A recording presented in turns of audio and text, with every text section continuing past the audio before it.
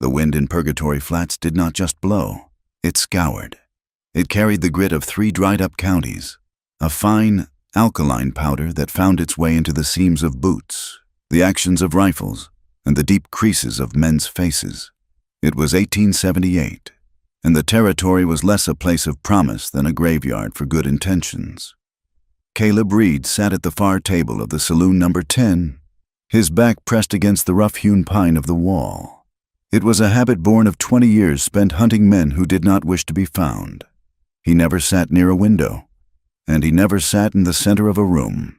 His hands, wrapped around a glass of whiskey he had been nursing for an hour, were steady, scarred, and stained with the permanent grease of gun oil and saddle leather.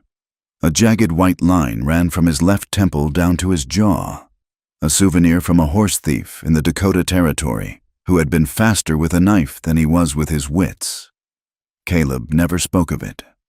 He let the scar do the talking, and usually it said enough to keep the drunkards and the curious at bay. He drank alone. In this line of work, friends were liabilities, and conversation was a distraction that could get a man killed. The bat-wing doors groaned open, admitting a slice of the blinding midday sun and a man in a suit that cost more than the building they were sitting in. The man dusted off his lapels with a grimace, looking around the dim, smoky room with undisguised distaste until his eyes landed on Caleb. "Mr. Vance, the lawyer for the Cattlemen's Association." Caleb did not rise. He watched the man approach, noting the polished boots that had clearly not walked more than 100 yards on dirt, and the nervous way Vance's hand hovered near his vest pocket. "Mr. Reed," Vance said, pulling out a chair but hesitating to sit on the stained wood. "I trust you received my message." Caleb took a slow sip of the whiskey. It burned, a familiar and grounding heat. "Sit down." "Vance, you are drawing eyes." Vance sat, perched on the edge of the chair. He reached into his coat and withdrew a folded piece of thick parchment, sliding it across the table. "Judge Holloway sends his regards. He wants this matter handled with the utmost discretion and speed. We are prepared to offer a premium." Caleb unfolded the paper. It was a wanted poster. Fresh from the press, the ink still smelling sharp. Wanted for grand larceny. Arson and attempted murder, the woman known as Angel, reward $3,000. Caleb's eyebrows lifted slightly. $3,000. That was not a bounty. It was a king's ransom. A man could buy a sprawling tract of land in Oregon for that. He could build a house with glass windows and a porch that looked out over green valleys instead of gray scrub. He could stop sleeping with his gun under his pillow. "She does not look like much of a killer," Caleb said, studying the sketch. It was a rough likeness, depicting a young woman with high cheekbones and wide, defiant eyes. "She is deceptive," Vance said, his voice dropping to a conspiratorial whisper. "She worked in the judge's household, a charity case. You understand. The judge took her in out of the kindness of his heart, despite her background." Caleb looked up. "Her background?" Vance sniffed. "She is of mixed blood, Apache, on her mother's side, they say, or maybe Mexican. It is hard to keep track of the mongrel lines out here. The point is, she has that wildness in her. Ungrateful. She set fire to the carriage house, stole the judge's strongbox, and nearly slit the throat of the stablemaster when he tried to stop her. She is dangerous. Mr. Reed. A viper in human skin." Caleb looked back at the poster. The accusations were written in the flowery, heavy-handed legalese of the East, words like malicious intent and depraved heart standing out against the rough grain of the paper. It felt too polished. "Too heavy for a domestic dispute. Alive or dead?" Caleb asked. Vance paused. "The judge prefers her returned alive to face justice. It is a matter of law and order, but the poster says dead or alive. If she resists, well, we understand the hazards of your profession." Caleb folded the poster and tucked it into his vest. $3,000. "Half now," Vance said, sliding a heavy canvas sack across the table. The clink of gold coins was a sound that cut through the murmur of the saloon. "Half when you bring her back." Caleb looked at the bag. It represented the end, the last ride, No more freezing nights in the high desert. No more looking over his shoulder. "I will take the job," Caleb said. "Good."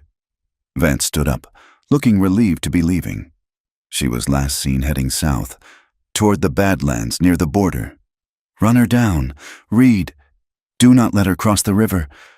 Caleb watched the lawyer leave. He finished his whiskey, feeling the weight of the gold in his pocket and the weight of the lie in the air. He had hunted enough men to know when a story did not sit right in the saddle. A stable master with a slit throat. A burned carriage house. For a girl who looked no older than 20, it did not matter, he told himself. He was not paid to ask questions. He was paid to close the book. The trail south was a scar on the face of the world. The land here had been stripped of kindness. It was a place of cracked riverbeds that had not seen water in a decade, of twisted mesquite trees that clawed at the sky like skeletal hands, and wind that never ceased its low, mournful howling. Caleb rode a big roan gelding he called Bishop. The horse was ugly, bad-tempered, and possessed endurance that defied biology. They moved at a steady trot, eating up the miles while the sun beat down on Caleb's hat with the weight of a hammer. He tracked her for 4 days. She was not good at hiding, but she was fast. She moved with the desperation of a creature that knows the hounds are loose. He found her camps, small and pathetic circles of stones where she had tried to build fires. He found the heel of a boot print in the mud of a dried spring, the stride short and uneven. But as he rode, the unease in his gut began to grow. On the second day, he stopped at a burned-out homestead she had allegedly raided for supplies.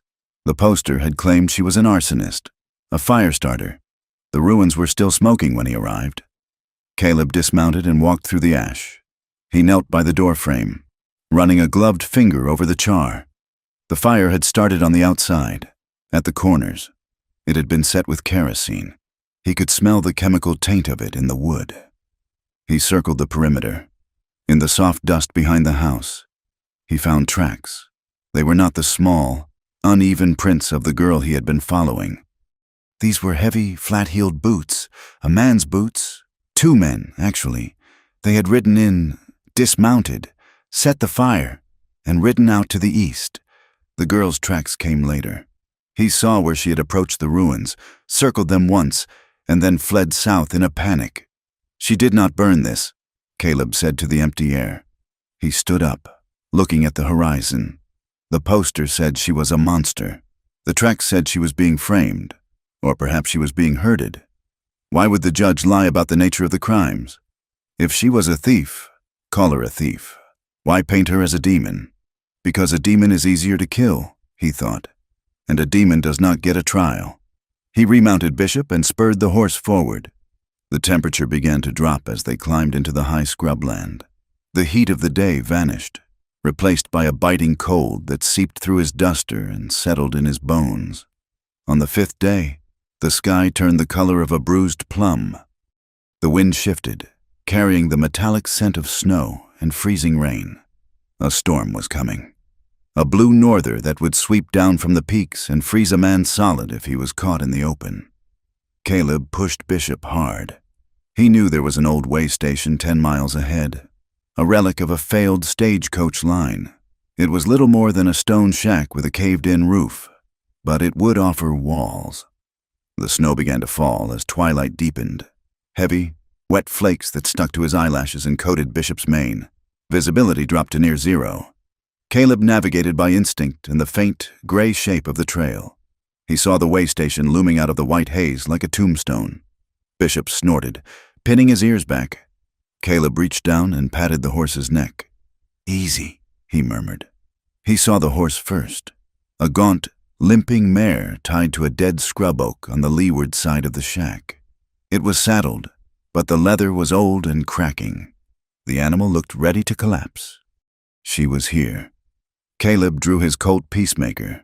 He did not cock the hammer. The click would be too loud in the whistling wind. He swung down from the saddle, his boots crunching softly in the gathering snow. He tied Bishop next to the mare, giving the strange horse a quick check. It had thrown a shoe and its hoof was split. No wonder she had stopped. He moved to the door of the shack.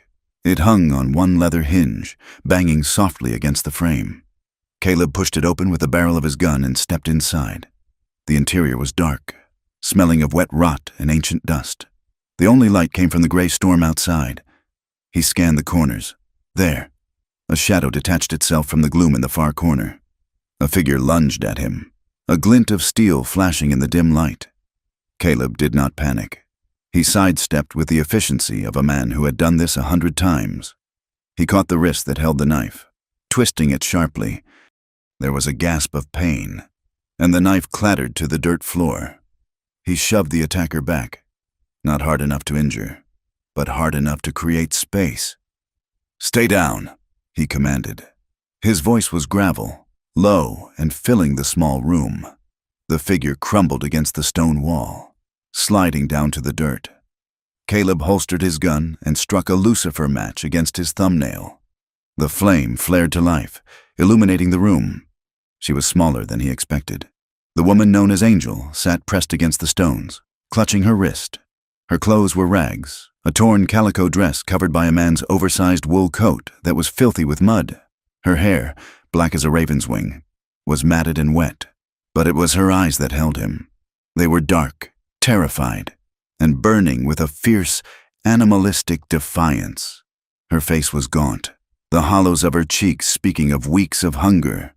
There was a bruise blooming on her forehead, and her lip was split. She looked nothing like the seductress on the poster. She looked like a child who had been kicked by the world until she forgot how to stand. "You!" she hissed, her voice rasping. "You are one of them." Caleb shook the match out as it burned his fingers and lit a small lantern he carried on his belt. He set it on a crate between them. "I am not one of them," he said. "I am the man who caught you." She scrambled backward, trying to find purchase on the wall to stand, her eyes darting to the open door. "Do not try it," Caleb said. "The storm will kill you before you make a mile, and your horse is done. I would rather the storm—" She spat. She tried to lunge past him, a desperate, clumsy sprint toward the doorway. She was fast, fueled by adrenaline, but she was weak. Caleb caught her by the back of the coat. It was like catching a bird. She felt fragile, light.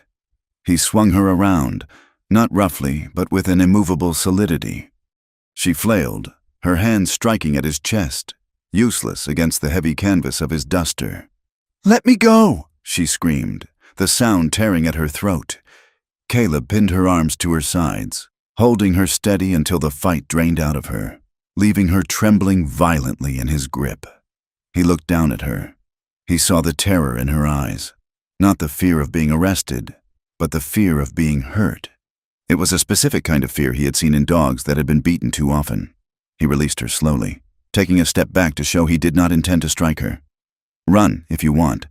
"Angel," he said. The words hung in the cold air. It was not a taunt, it was a statement of fact, delivered with a weary heaviness. She froze, staring at him, her chest heaving. "But the West is smaller than you think," he continued. "There is nowhere you can go that a man with $5,000 on his head cannot find you, and the next man who finds you might not ask you to sit down." She stared at him, the fight slowly turning into confusion. "5,000?" she whispered.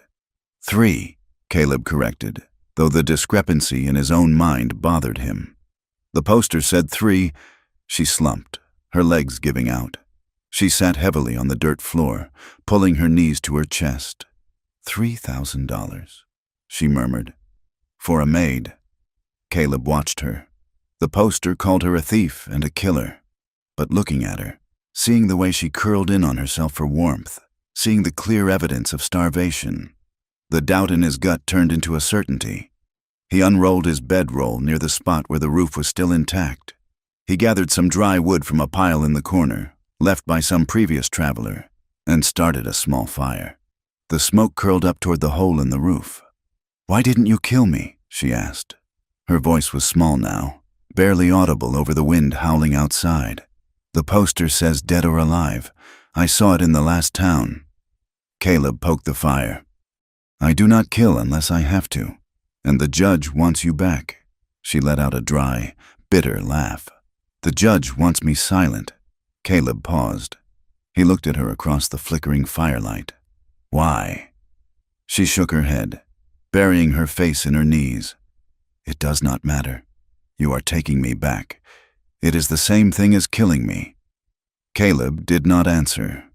He took a piece of dried venison and a biscuit from his saddlebag and tossed them to her. She looked at the food, then at him, her suspicion warring with her hunger. Hunger won. She tore into the meat with trembling hands. The storm outside intensified. The wind slammed against the stone walls, whistling through the chinks in the mortar. The temperature in the shack was dropping rapidly. The small fire was fighting a losing battle against the freezing night. Caleb sat with his back to the wall, his hat pulled low. He watched her eat. He thought about the $3,000. He thought about the land in Oregon. And he thought about the tracks at the burned homestead that didn't match hers. He was a bounty hunter. He dealt in bodies and coins. Justice was a luxury for people who could afford it. But Caleb Reed had a code.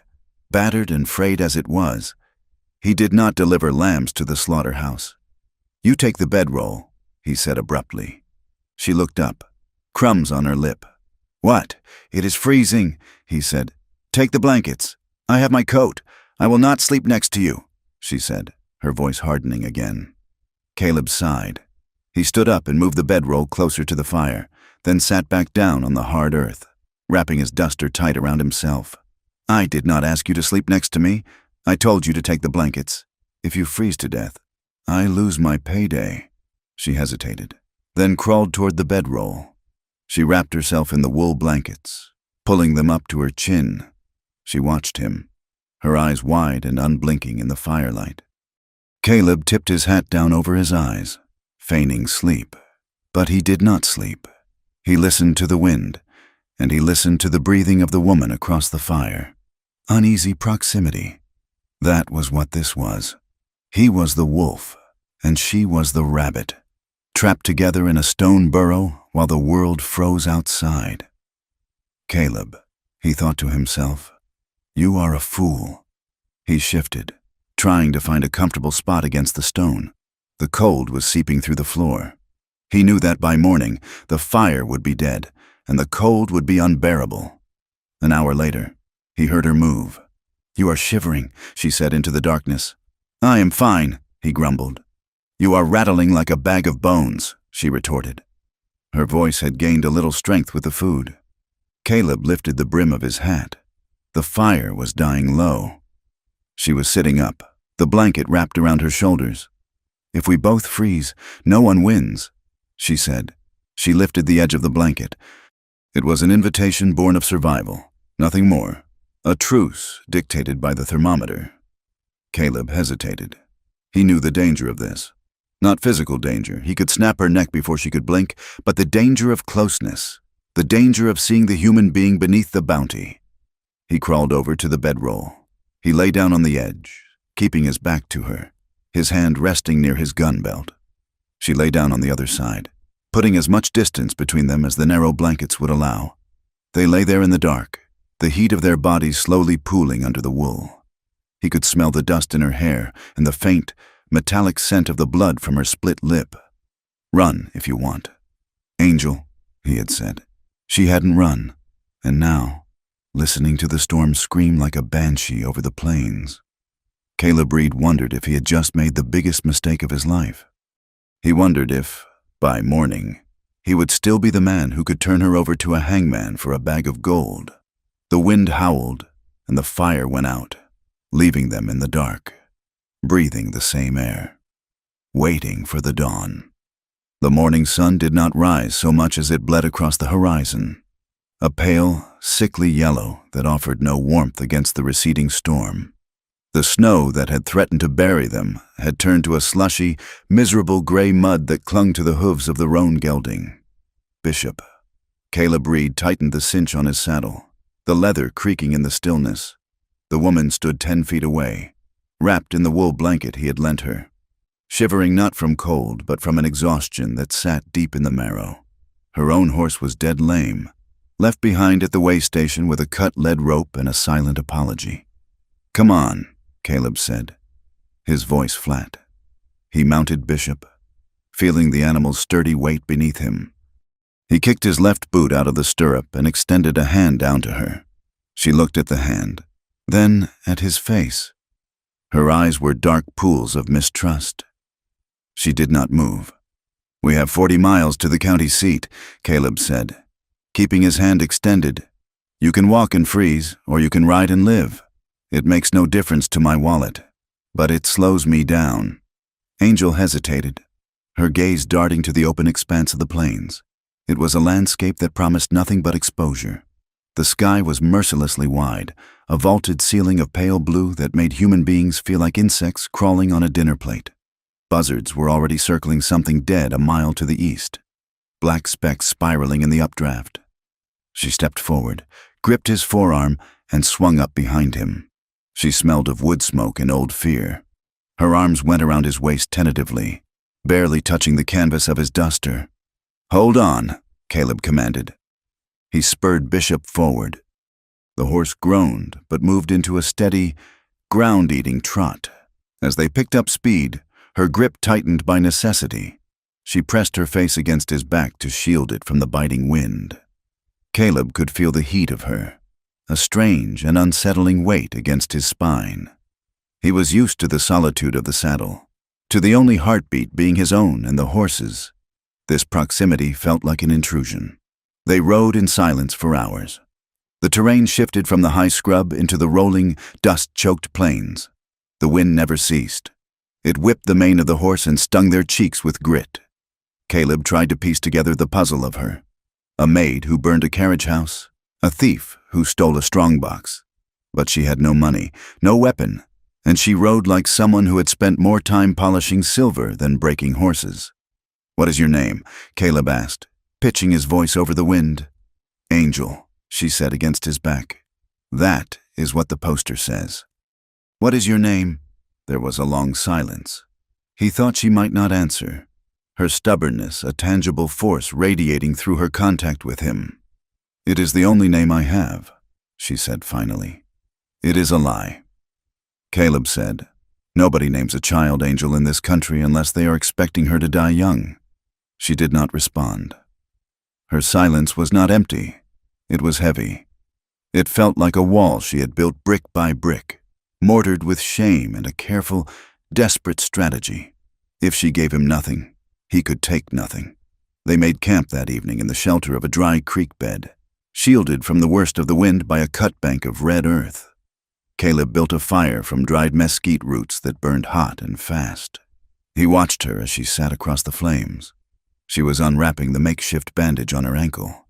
The leather of her boots was worn through, and the skin beneath was raw and blistered. "Let me see that," Caleb said. He reached for his saddlebag and pulled out a tin of salve he used for saddle sores and gunshot grazes alike. It smelled of turpentine and beeswax. She pulled her foot back sharply, her eyes narrowing. "I can do it. You will infect it, and then I will have to cut your foot off," Caleb said, uncapping the tin. "I do not get paid for a one-legged woman." He moved around the fire, crouching before her. He waited, his hands open, palms up. He did not grab her. He let her make the choice. It was a small thing, a concession of power that went against every instinct he had as a hunter. But he needed her to stop looking at him like he was the devil himself. Slowly, reluctantly, she extended her leg. Caleb took her heel in his hand. His grip was firm but surprisingly gentle. His hands were calloused, the skin rough as sandstone, but his touch was precise. He cleaned the raw skin with water from his canteen and applied the salve. She hissed in pain, her body tensing. "Almost done," he murmured. He looked up. She was watching him. Her expression was unreadable, a mixture of confusion and scrutiny. She was measuring him, he realized. Like a man testing the balance of a knife before buying it. She was looking for the cruelty she expected. The roughness that her life had taught her was inevitable from men who carried guns. "Why do you care?" she asked softly. "I told you," Caleb said, tearing a strip from a clean rag to bind her foot. "I need you walking. You could tie me to the horse. You could drag me. Men have done worse." Caleb finished the knot and sat back on his heels, wiping the grease from his hands. "I am not other men." "No," she said. her voice dropping to a whisper that carried a sting. "You are a bounty hunter. You are worse. You sell people for money." Caleb stiffened. The accusation hit a target he thought he had armored long ago. "I sell justice," he said, his voice dropping into a low growl.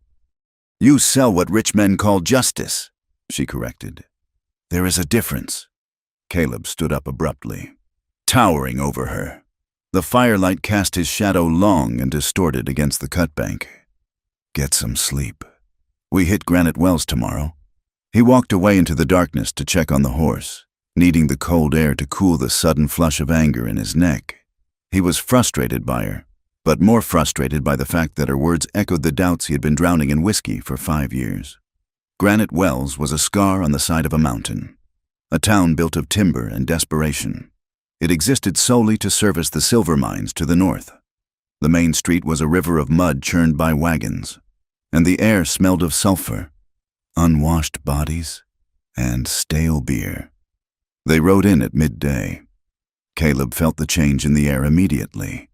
In the open plains, they were just 2 specks under the sun. Here, they were a spectacle.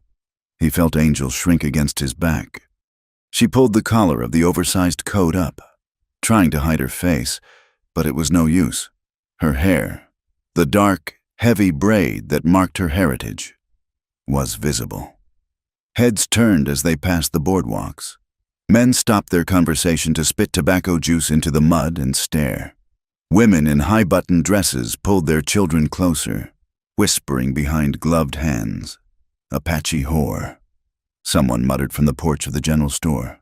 "Run away," another voice said. "Look at the way she clings to him." Caleb kept his eyes forward, his jaw set. He could feel Angel trembling. It was a vibration that traveled through her ribs and into his. It was not fear of physical harm. It was the shame of being stripped naked by 100 pairs of eyes. He reined Bishop in front of the boarding house, a 2-story structure with peeling white paint. "Stay close to me," Caleb said as he dismounted. He reached up and helped her down.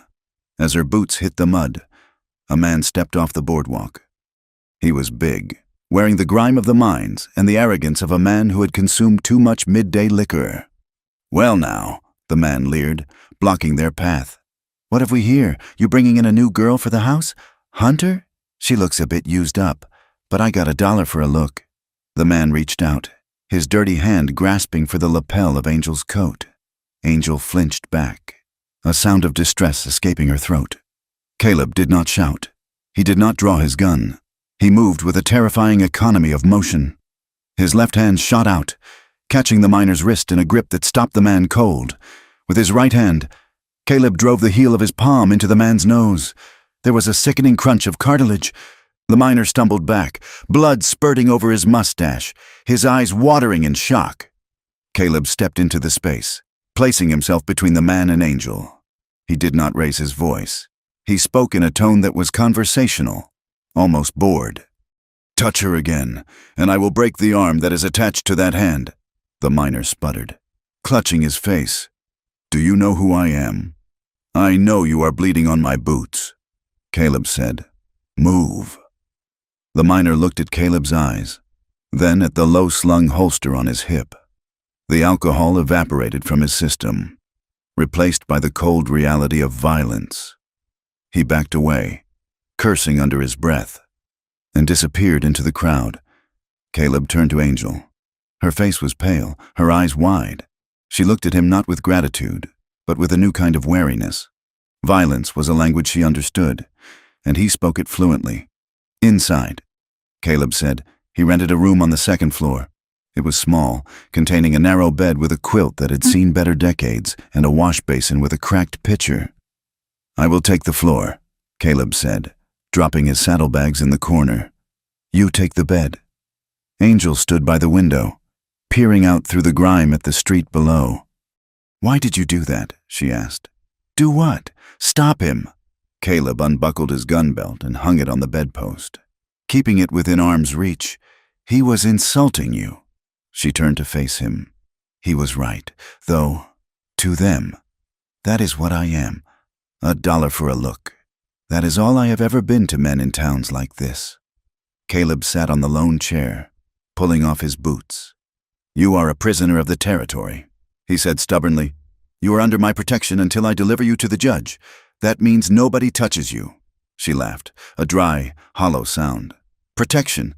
You protect the package so you can get paid on delivery. Do not pretend it is nobility. It is the job," Caleb said. That night, the town settled into a raucous hum of piano music and shouting from the saloon below. The noise filtered up through the floorboards. Caleb lay on his bedroll near the door, his back to the wall. Angel lay on the bed, staring up at the water-stained ceiling. The room was dark, lit only by the moonlight filtering through the window. Emotional boundaries, already strained by the day, began to crack in the intimacy of the darkness. "Why did you run?" Caleb asked. He had asked it before, but this time the question felt different. It wasn't an interrogation. It was an invitation. Angel was silent for a long time. "I did not steal the money." She said, "I know," Caleb said. She sat up, the springs of the bed creaking. "How do you know?" "Because you are starving. A thief with a strongbox does not eat hardtack and stale jerky." She lay back down. "The judge. He has a son. William. He is charming. He smiles at everyone. He smiled at me." Caleb listened, his eyes closed, visualizing the scene. "He came to my room," she continued, her voice devoid of emotion, which made it all the worse. "He said I owed them, for the food, for the roof. He said the law was for people like him, not people like me. When I fought back, he fell. He hit his head. He was bleeding. I thought I killed him." She took a shaky breath. "I ran to the stable. The stable master tried to stop me. I hit him with a shovel. I just wanted to get away. I didn't burn anything." Caleb lay still. The story fit the tracks. It fit the fear. It fit the staged fire. They had burned the carriage house to cover up a scandal, to turn a domestic assault into a grand crime that justified a manhunt. "They are using the law as a weapon," she whispered. "Because they can. Because who will believe the Indian girl over the judge's son?" Caleb felt a heavy stone settle in his chest. He knew the answer. "No one. I have delivered 40 men to the hangman," Caleb said into the dark. Angel did not speak. She waited. Some of them were bad men. Caleb continued. "Killers, rapists, animals, but some of them were just desperate. I brought them in because the paper said they were guilty. I told myself it was justice. I told myself I was cleaning up the world." He opened his eyes, staring at the shadows. "But I was just a janitor for the rich men who draw the maps." The silence that followed was thick, charged with a sudden, terrifying understanding. They were both on the wrong side of the line, but they were standing on it together. Angel shifted on the bed. Caleb. It was the first time she had used his name. He turned his head to look at her. She was a silhouette against the moonlight. The distance between the floor and the bed felt non-existent. The air in the room shifted. It became heavy, electric. There was a pull between them, an ache of closeness that had nothing to do with the cold and everything to do with two lonely people recognizing each other in the dark. He wanted to reach out. He wanted to tell her that he believed her. He wanted to cross the floor and offer something other than protection. Comfort. Maybe, or simply contact that wasn't born of violence. He saw her lean slightly toward him, her breathing hitching. Caleb turned away, rolling onto his side to face the door. "Go to sleep, Angel," he said, his voice rough. "We leave at dawn." He heard her lie back down. He heard the disappointment in her silence. And it hurt worse than the kick of a shotgun. He was a professional. He had to remain a professional, because if he stopped being a professional, he didn't know what he would become. The morning brought a gray, leaden sky and a mood to match. They left Granite Wells before the town was fully awake, riding out past the piles of mine tailings and the silent machinery of the crushers. Caleb was on edge. The conversation from the night before hung between them like a fog. He found himself checking on her more often, turning in the saddle to make sure she was comfortable, adjusting the stirrup length for her. When they passed a group of travelers on the road, Caleb steered Bishop to place his body between Angel and the strangers. It was an instinctive move, a shielding gesture that he didn't even realize he was doing until he saw Angel watching him with that measuring look again. "You are doing it again," she said quietly. "What? Acting like a shield? I am protecting my investment." Caleb lied. They turned off the main road, taking a shortcut through a narrow canyon known as Devil's Throat. It was a place of red rock walls that rose 300 feet on either side, blotting out the sun. The trail was narrow, winding through boulders and scrub oak, the perfect place for an ambush. Caleb felt the hairs on the back of his neck stand up. The silence was too deep. The birds had stopped singing. "Hold on tight," he murmured to Angel. Before she could answer, the crack of a rifle echoed off the canyon walls. A bullet struck the rock inches from Caleb's head, sending a spray of stone chips into his face. Bishop reared, screaming in panic. "Get down!" Caleb shouted. He threw himself and Angel off the saddle, dragging her to the ground behind a large boulder just as a second shot whined through the space where his chest had been. This was not a warning. They were shooting to kill. Caleb drew his peacemaker, his heart hammering against his ribs. He wiped the blood from his cheek where a stone chip had cut him. "Stay here," he ordered Angel. "Keep your head down." He peeked around the edge of the boulder. 2 men were positioned on the ridge above, their silhouettes framed against the gray sky. They had rifles. If they wanted you captured, they would be shooting at the horse. Caleb said grimly, "They want you dead." Angel was pressed into the dirt, her hands over her head. "They want to bury the truth," she said, her voice trembling but clear. Caleb looked at the ridge. He was pinned. He had a pistol. They had rifles. The range was bad. He saw one of the men moving, trying to get a better angle to shoot behind the boulder. Caleb made a decision. It was a stupid decision, the kind that got bounty hunters killed, but he made it anyway. "I am going to draw their fire," he told her. "When I move, you run for the cut in the rocks back there. Hide deep." "No," she grabbed his duster. "You will be killed. Better me than you," Caleb said, and he realized, with a jolt of shock, that he meant it. He broke cover, sprinting across the open trail toward a cluster of mesquite. A bullet kicked up dust at his heels. Another sang past his ear. He dove behind a fallen log, rolled, and came up in a crouch. He steadied his breathing. He had the angle now. The man who had moved was exposed. Caleb raised the Colt. He didn't aim with his eye, he aimed with his hand. A connection built over 20 years of survival. He squeezed the trigger.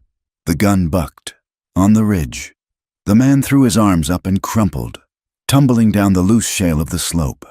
The second man hesitated, seeing his partner fall, and realizing that the bounty hunter down below was not the easy prey they expected.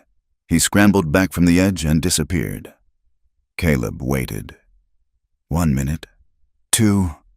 Silence returned to the canyon.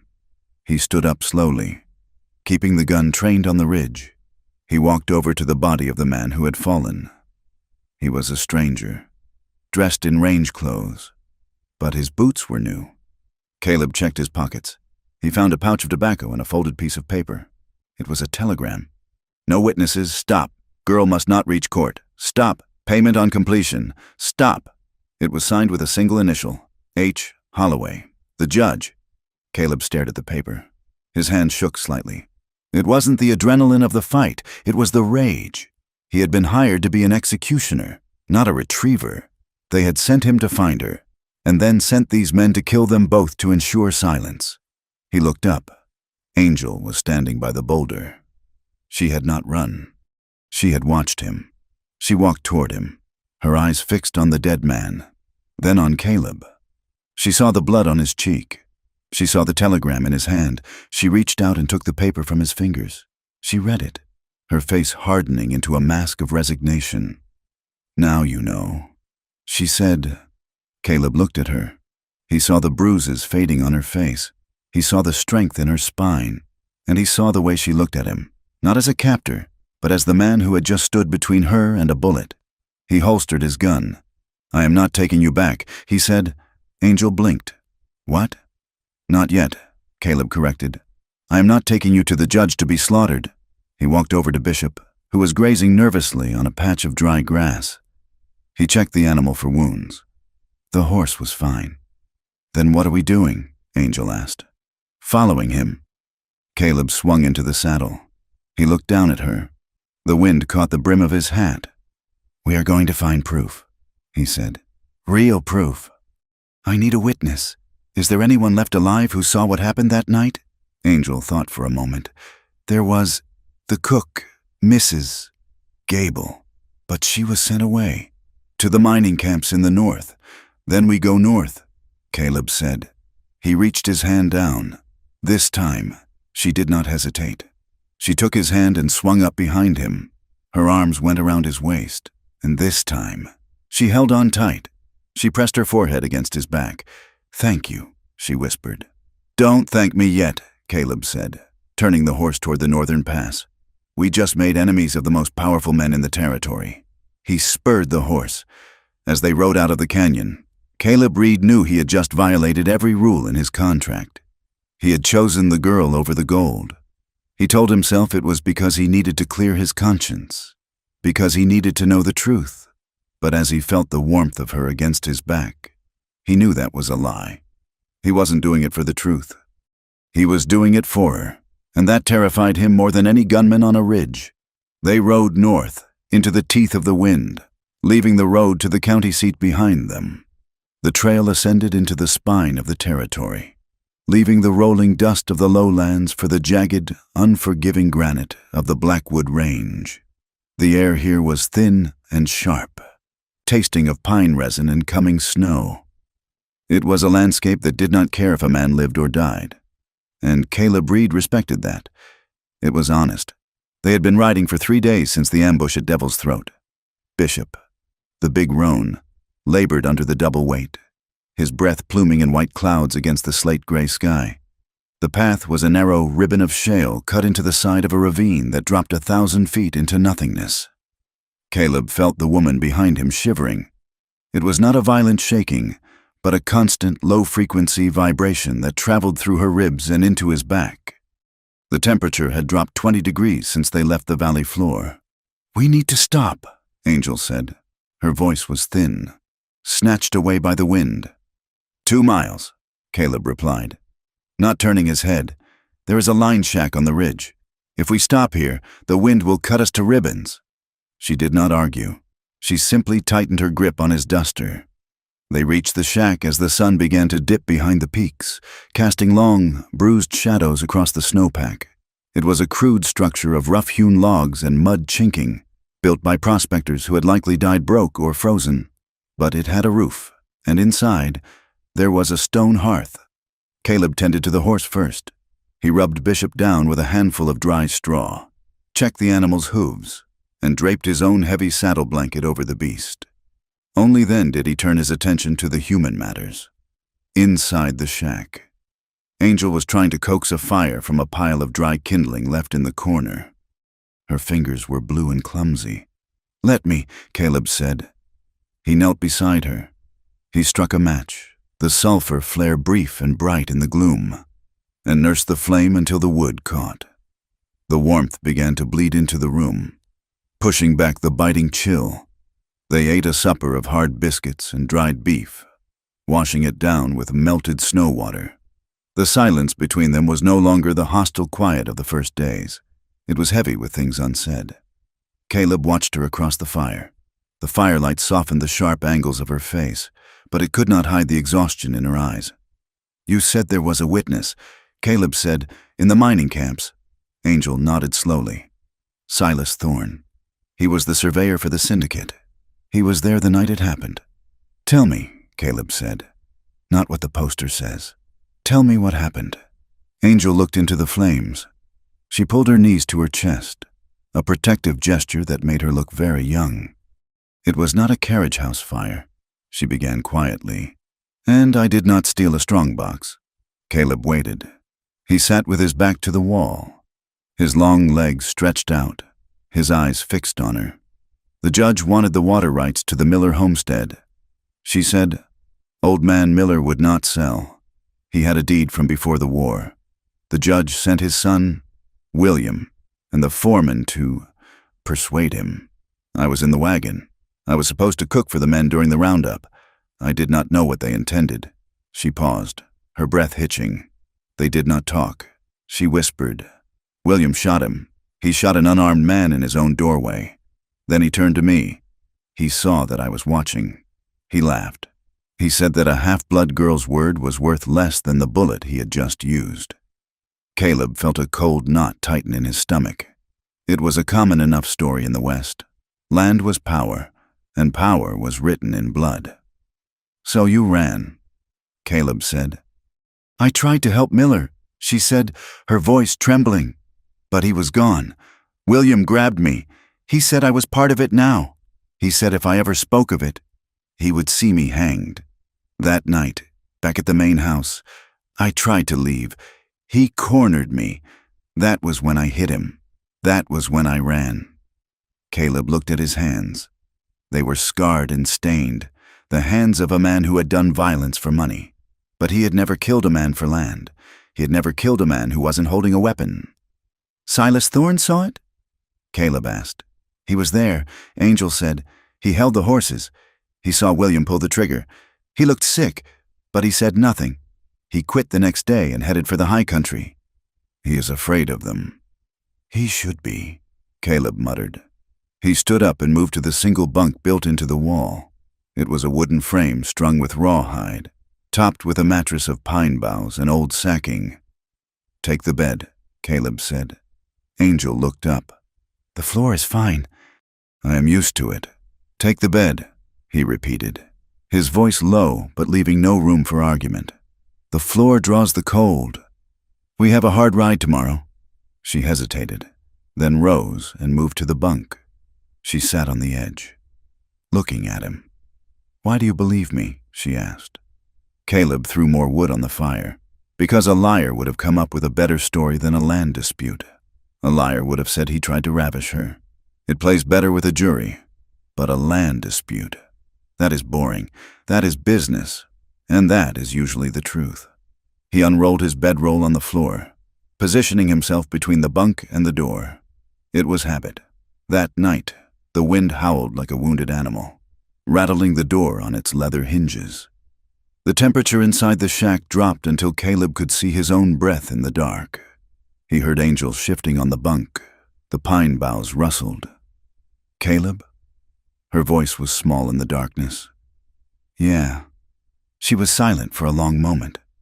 "If the world decides I am guilty, if the judge says I am a liar and the town says I am a savage, would you still protect me?" Caleb lay still. He stared up at the invisible ceiling. It was the question that had been gnawing at him since he pulled the trigger in the canyon. He was a man of the law, even if he operated on its fringes. He believed in the order of things. "I do not know," he said. It was an imperfect answer. It was the only honest one he had. He heard her exhale, a sound of resignation. "But," Caleb added into the dark, "I am still here." He felt her shift again. Then he heard the soft pad of stocking feet on the dirt floor. "What are you doing?" he asked. "It is too cold," she said. She lay down on the floor next to him. She did not ask. She simply brought the thin blanket from the bunk and spread it over his bedroll, then slid underneath it. Caleb stiffened. She was close, too close. He could feel the warmth radiating from her body. He could smell the scent of her skin, wood smoke and rain. She lay with her back to him, leaving a careful inch of space between them. "Go back to the bed." "Angel," he warned, though his voice lacked any real heat. "I will freeze alone," she said. He did not argue. He knew she was right. The cold was a physical weight in the room. Slowly, the tension in his muscles began to uncoil. The heat was undeniable. It was a survival necessity, he told himself. Just body heat. But then, in her sleep, she shifted. She rolled backward until her back pressed against his chest. Her head found a place near his shoulder. Caleb stopped breathing. His hand, which had been resting on his holster, hovered for a moment.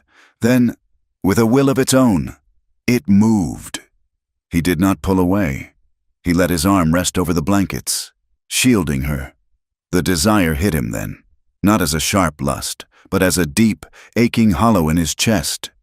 It was the desire to hold and be held, something he had denied himself for so long that he had forgotten the shape of it. He lay awake for hours, listening to the wind and the steady rhythm of her breathing, terrified by how right it felt to have her there. The mining town of Iron Creek was a festering sore on the side of the mountain. It was a collection of tents, shanties, and mud, populated by men who had given up on God and were now gambling on geology. They rode in 2 days later. The snow was knee-deep here, dirty and churned into sludge by wagons and mule teams. Caleb pulled his hat low. He knew men in this camp, men who read wanted posters. "We need to find a doctor," Caleb said quietly. "An old man named Evans. He patches up the miners when the blasts go wrong. If anyone knows where Thorn is, it will be him." They found the doctor's tent near the assay office. It smelled of carbolic acid and stale whiskey. Doc Evans was a small, bird-like man with spectacles that were cracked down the middle. "Read," the doctor said, wiping his hands on a bloody rag. "I heard you were dead." "Or retired." "Not yet," Caleb said. He stepped inside, motioning for Angel to follow. The doctor's eyes narrowed as he looked at her. "Is this the girl?" Evans asked. "The $3,000 girl?" "She is with me," Caleb said, his tone cutting off any further questions. "I am looking for Silas Thorn." Evans laughed. "A hacking sound. Thorn? That drunk? He is down at the Bucket of Blood Saloon, trying to drown a ghost. He has been there for a week. Says he is waiting for the devil to come collect a debt." Caleb nodded. "Stay here," he told Angel. "No," she said. "I am coming.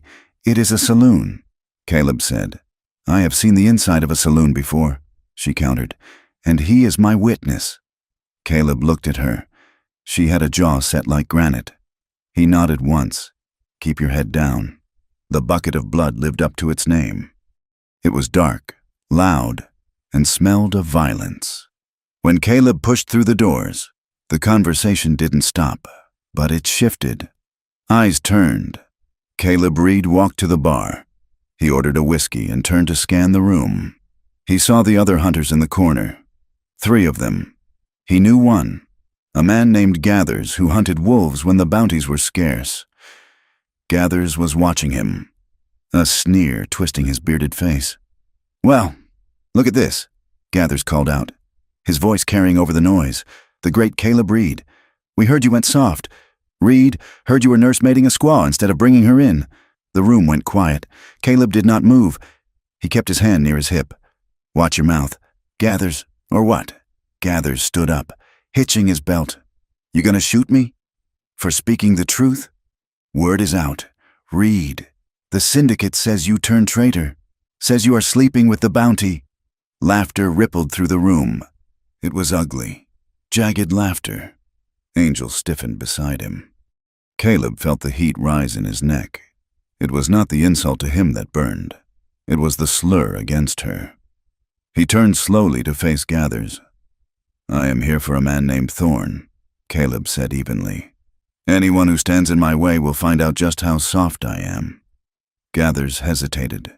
He looked at Caleb's eyes, which were as cold and dead as the winter outside. He looked at the tied-down holster on Caleb's thigh. The wolf hunter sat back down, grumbling into his beer. Caleb turned his back on them, a calculated insult, and walked to a table in the dark rear of the room. A man was slumped over the table, his head resting on his arms. A bottle of rot-gut rye sat empty beside him. "Thorn," Caleb said. The man groaned and lifted his head.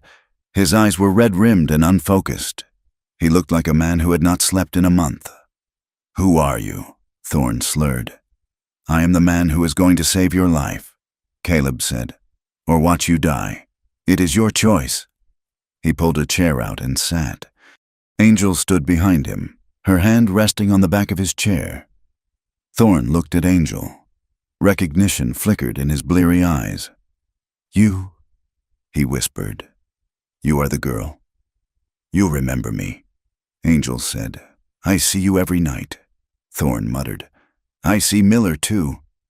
Caleb leaned forward. "We know what happened.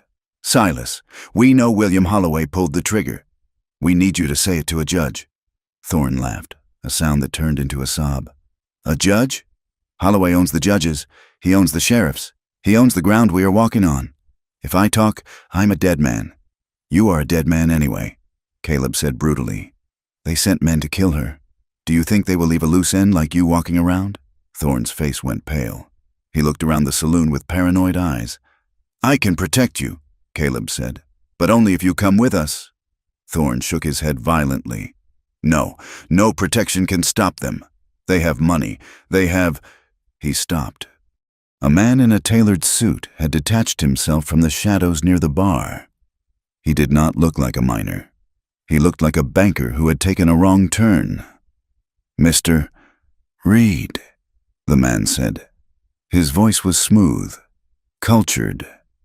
Caleb didn't look up. I am busy. The man placed a hand on the table. He slid a heavy leather pouch across the wood. It clinked with a distinctive sound of gold double eagles. $5,000, the man said softly. For the girl, and for your silence. You walk away, Mr. Reed. You buy that farm in Oregon. You live a long, happy life. Caleb looked at the pouch. 5,000. It was more money than he had ever seen in one place. It was freedom. It was peace. He looked at Thorne, who was trembling. He looked at the man in the suit. Then he looked up at Angel. She was not looking at the money. She was looking at him. Her face was calm, but her eyes were vast and terrified. She was waiting for him to be the man the world said he was. She was waiting for the transaction to be completed. Caleb reached out and took the pouch. He weighed it in his hand. The man in the suit smiled. A wise choice. Caleb stood up. He held the pouch for a moment, then tossed it back. It hit the man's chest with a heavy thud, knocking the wind out of him. Keep it, Caleb said. You will need it to pay for your funeral. The man's smile vanished. You're making a mistake. Reed, a fatal one. I have made plenty of mistakes, Caleb said. This is not one of them. Get out of my sight before I forget that I'm a patient man. The man stared at him, his face twisting with malice. Then he snatched up the money and backed away, disappearing into the crowd. Caleb turned to Thorne. Get up, Silas. We are leaving. Thorne looked at him with awe. You refuse the money. Get up, Caleb roared.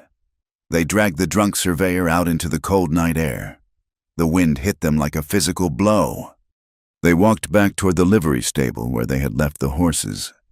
Angel was silent when they reached the privacy of the stable. Caleb leaned against a stall door, the adrenaline crashing out of him. He felt old. He felt tired. Why? Angel asked. She was standing in front of him. The lantern light caught the tears standing in her eyes. Why did you do it? She whispered. You could have had everything. Caleb looked at her. He wanted to say it was because of the law. He wanted to say it was because he hated the judge. But he couldn't lie to her anymore. I did not want everything, he said, his voice raspy. I just wanted to be able to look at myself in the mirror. And if I took that money, I would never be able to look at you again. Angel stepped closer. The barriers she had built, the mistrust, the fear, the anger, crumbled. She reached out and took his hand. Her fingers were warm. She took a step forward and leaned her forehead against his chest. It was a surrender. It was a plea. Caleb stood frozen for a heartbeat. Then, slowly, he raised his arms and wrapped them around her. He pulled her close, burying his face in her hair. She fit against him as if she had been carved from his own rib. Thank you. She breathed into his coat. I have you, he whispered back. I have you. Angel. The moment stretched, suspended in time. The smell of hay and horses, the cold wind outside, the warmth of her body against his. It was an intimacy more terrifying than any gunfight. It was a responsibility. He had bound himself to her, not with chains, but with a choice. He pulled back slightly, looking down at her face. Her eyes were searching his. We cannot stay here, he said. That man, he will send others. And Thorne is useless to us here. Where do we go? She asked. Silverton, Caleb said. It is the district hub. There is a federal marshal there. A courthouse. If we are going to fight this, we have to do it in the light. We have to drag them out of the shadows. But that is the heart of their power, Angel said. I know, Caleb said, his thumb brushing the bruise on her cheek. But it is the only place where the truth might matter. We take Thorn. We ride for Silverton. Tonight? Tonight! Caleb moved to saddle Bishop. His hands were steady again. He had a direction now. He had a purpose. He was no longer hunting a bounty. He was fighting a war. And as he tightened the cinch, he looked over at Angel, who was helping a stumbling Silas Thorn onto a spare mule. She looked back at him, and for the first time, there was a ghost of a smile on her lips. It was a small thing, but in the dark of the mountains, it was enough to light the way. Silverton was not a camp. It was a testament to the conquering ambition of the territory. It had brick buildings with glass windows, boardwalks that were swept clean of mud every morning, and a courthouse that loomed over the town square like a limestone deity. It was a place where the law was cut into stone, but Caleb Reed knew that stone could be bought just as easily as flesh. They rode in under the cover of a gray, drizzling afternoon. Silas Thorn sat slumped on his mule, his hands trembling on the reins, a man broken by what he had seen and what he feared.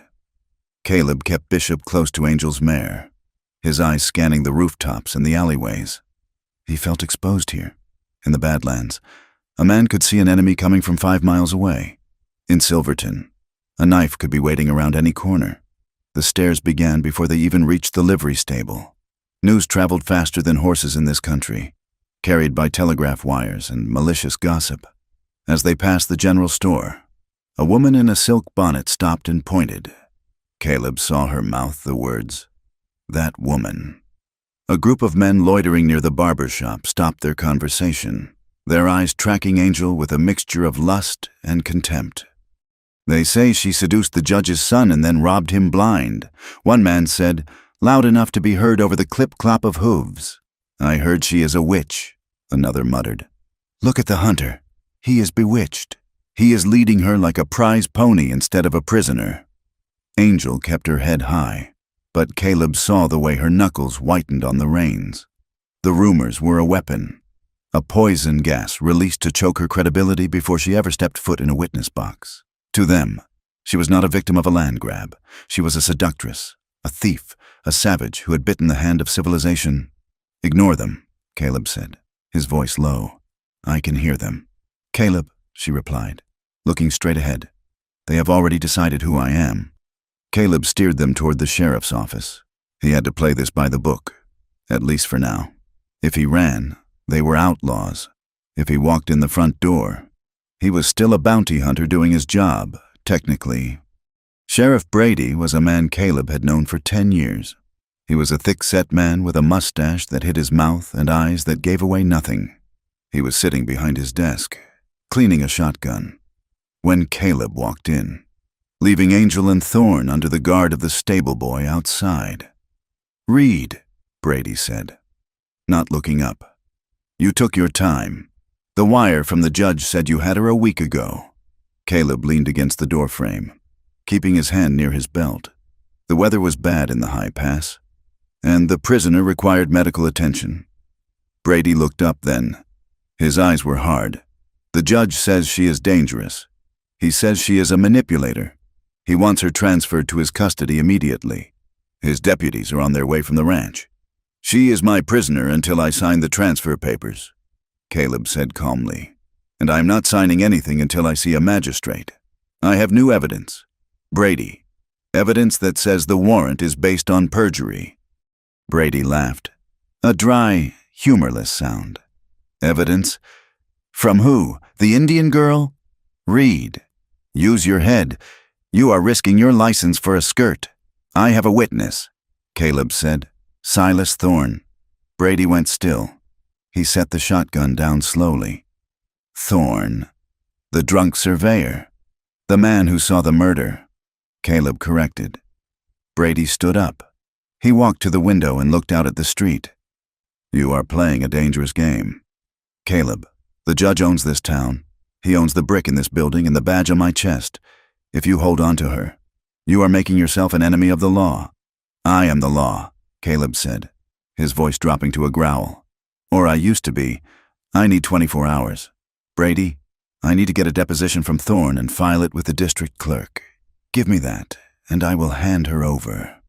Brady turned back. He looked at Caleb. Really looked at him, searching for the man who used to drink whiskey with him in Abilene. He sighed, rubbing his face. "Sundown tomorrow," Brady said. "If you do not have your paperwork by then, I am coming for her, and I will not be coming alone."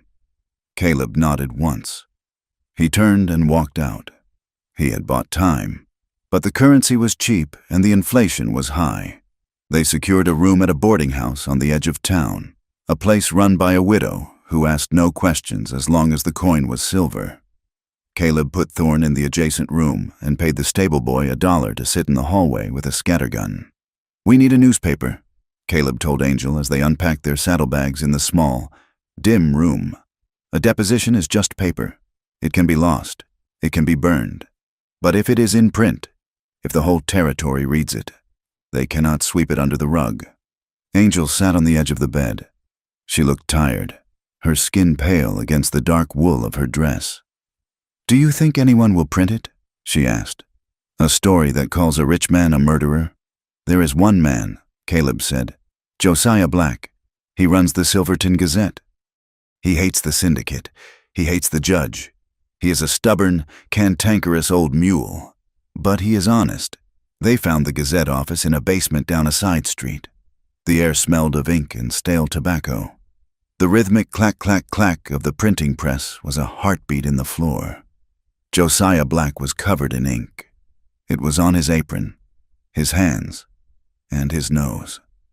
He looked at Caleb and Angel over the rim of his spectacles. "Caleb Reed," Black grunted. "I heard you were in town, and this must be the famous Angel." Angel stepped forward. She did not flinch under his scrutiny. "I am the woman they are lying about. Mr. Black." Black wiped his hands on a rag. "Everyone lies. Miss, the judge lies to keep his power. The priest lies to save souls. Why should I believe you are telling the truth?" "Because I have nothing to gain," Angel said. "They have taken my name. They have taken my freedom. All I have left is the truth." Caleb stepped in. "We have Silas Thorne. Josiah. He is ready to talk." He saw William Holloway kill Miller. Black's eyebrows shot up. "Thorne? If you can get Thorne to go on record, that changes things. That is not just a story, that is an indictment. But I need more than words. I need documents. I need proof of the land deed. I need to know why the judge wanted that land so badly he would kill for it." Angel went rigid. "The deed," she whispered. Caleb looked at her. "What about it?" "Miller kept it in a tin box under his floorboards," she said, her voice distant. "But the judge, he has a safe in his townhouse. I saw William put a stack of papers in there the night I ran. He was bragging about it. He said he had secured the legacy." Black shook his head. "You cannot break into the judge's house. Reed, that is burglary. It undermines the whole case." "I do not need to break in," Angel said softly. "I still have the key to the servants' entrance. I hid it in the garden wall before I left." Caleb stared at her. "It is too dangerous." "It is the only way," she said, turning to him. Her eyes were fierce. "You said we needed proof. I know where it is." The judge's townhouse sat on a hill overlooking the square, a sprawling Victorian mansion with iron gates and manicured hedges. It stood as a symbol of untouchable wealth. They waited until twilight. The fog had rolled in off the river, thick and gray, obscuring the streets. Caleb left Thorne at the boarding house and walked with Angel up the hill. As they approached the house, Caleb felt the change in her. She stopped breathing for a second. Her step faltered. She was looking at the lit windows on the second floor with a mixture of terror and nausea. This was the place. This was where the trauma lived. It wasn't just a house. It was a cage she had escaped. "Angel," Caleb said softly. "We can turn back." "No," she said. She forced air into her lungs. "No, I am not running anymore." She led him to the rear of the property, to a high stone wall covered in ivy. Her fingers searched the crevices of the stones, trembling slightly. "There," she breathed. She pulled out a heavy iron key, rusted but solid. The garden was quiet. They moved like ghosts through the dormant rose bushes. Angel unlocked the rear door, and they slipped into the scullery. The house smelled of beeswax and lavender, the scent of money. It made Caleb's skin crawl. He kept his hand on his gun, his ears straining for the sound of servants or guards. "The study is on the first floor," Angel whispered. They moved through the hallway. Angel stopped as they passed the main staircase. She was looking up at the landing. Her eyes were wide, seeing something that wasn't there. Caleb saw the way her throat worked, swallowing down a scream. He saw the anger warring with the shame in her eyes, the shame of a victim who has been told the crime was her fault. He reached out and took her hand. His grip was tight, grounding. "I am here," he signaled with his touch. "You are not alone in this house anymore." She looked at him, and the panic in her eyes receded just enough. She squeezed his hand back. They found the study. It was empty. The safe was a heavy iron box in the corner. "It is locked," Caleb whispered. Angel moved to the desk. She opened the top drawer. "He keeps the combination in his ledger," she said. "He is arrogant. He thinks no one would dare open it." She found the small leather book. Her hands were steady now, driven by a cold purpose. She read the numbers to Caleb. Left to 20, right to 10, left to 5. The tumbler clicked. Caleb pulled the heavy door open. Inside, there were stacks of cash and bundles of papers. Caleb riffled through them. Deeds, mining claims. And there, at the bottom, a yellow document with the name Miller at the top. "Got it," Caleb said. He shoved the papers into his coat. They were turning to leave when the front door opened.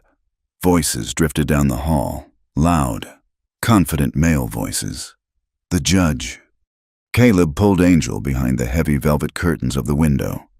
They stood pressed together in the small dark space, barely breathing. The study door opened.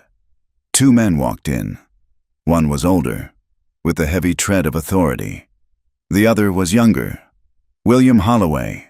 I want her found," William was saying. "She knows too much."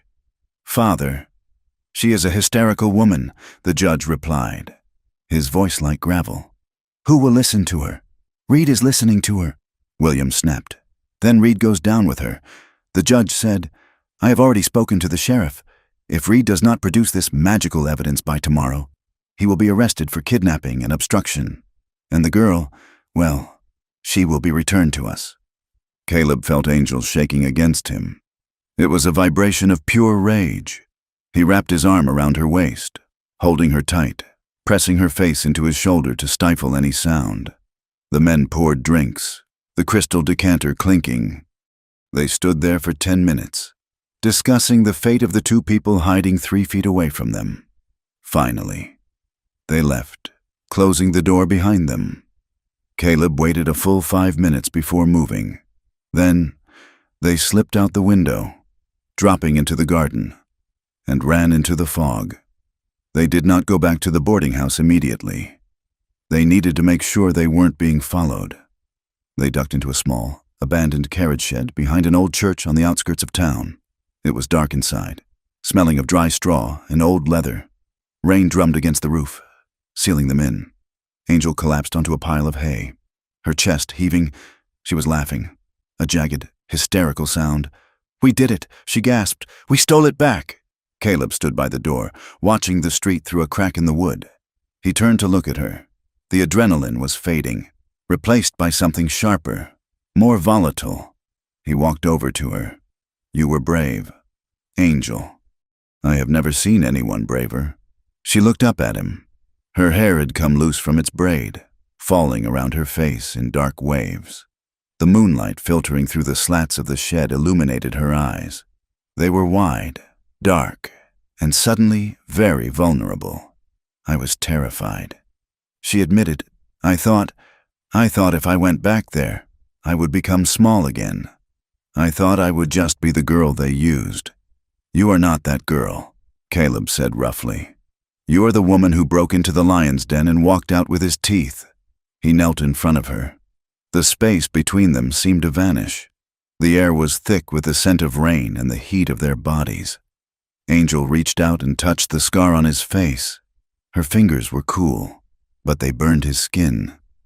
"Why did you stay?" she asked. "You could have walked away a dozen times.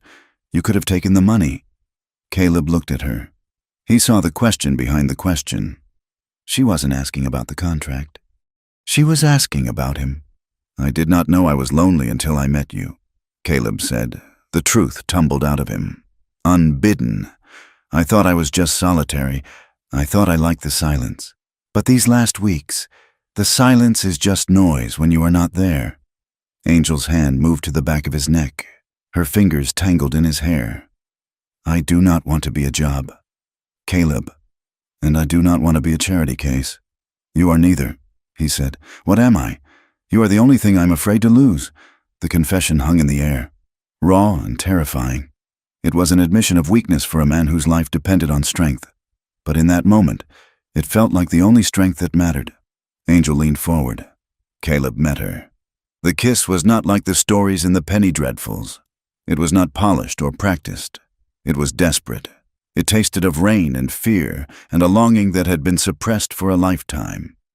It was the collision of two people who had been running for so long that they had forgotten how to stop. Caleb's hands found her waist, pulling her closer, anchoring her against him. He felt her sigh against his mouth, a sound of relief, of a burden being shared. They sank back into the hay, wrapped in his duster and the darkness. They did not speak of the future. They did not speak of the judge or the hanging rope that might be waiting for them. They spoke only with the press of skin against skin, the frantic beat of hearts against ribs. For that one night, the world outside did not exist. There was only the heat of the shed, the sound of the rain, and the undeniable truth that they belonged to each other. Morning arrived with the subtlety of a sledgehammer. Caleb woke to the sound of bells tolling in the distance. 7 o'clock. The light filtering through the shed was gray and cold. Angel was asleep on his arm, her face peaceful for the first time since he had met her. He watched her for a moment, memorizing the curve of her eyelashes, the way her breath hitched in her sleep. He wanted to stay in this moment forever, but the world was waiting. "We have to go," he whispered, shaking her gently. "We have to get the papers to Black." They hurried back to the boarding house, keeping to the alleys. The town was waking up. When they reached the house, the front door was open. Caleb drew his gun instantly. "Stay back," he hissed to Angel. He stepped inside. The hallway was empty.